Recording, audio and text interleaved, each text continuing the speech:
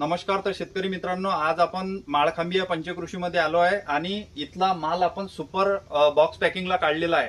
तर आपण त्यांच्याकडून जाणून घेऊ आता की त्यांनी कसं कसं नियोजन केलं आणि कसा रिझल्ट त्यांनी काढला.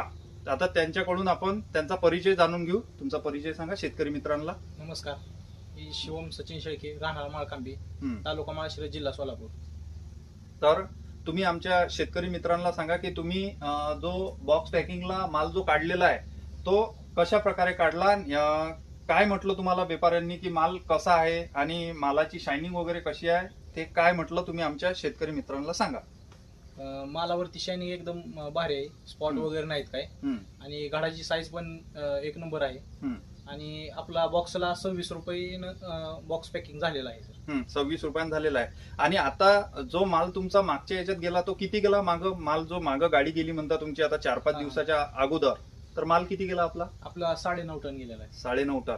आणि तुम्ही एक मला अजून सांगा की तुम्हाला रिझल्ट वगैरे कसे वाटले? आपण जे तुम्हाला मार्गदर्शन दिलं त्या मार्गदर्शन जसं मार्गदर्शन दिलं त्या मार्गदर्शनानुसार तुम्हाला रिझल्ट भेटले का, किंवा तुम्ही समाधानी आहे का, हे आमच्या शेतकरी मित्रांना थोडं सांगा. हा, समाधानी आहे. रिझल्ट एकदम भारी आहेत. आणि तरी ते सध्या सर्व औषध ऑक्साईड फॉर्म मध्ये आहेत, त्यामुळे रिझल्ट एकदम बेस्ट आहेत. म्हणजे कमी दिवसामध्ये रिझल्ट आपल्याला 5-6 दिवस जिथं वाट बघावी लागते ते सोडल्यापासून ते ऑक्साईड फॉर्म मधले औषध आहेत. समजा 2-3 दिवसात तुम्हाला रिझल्ट मिळते त्याचे.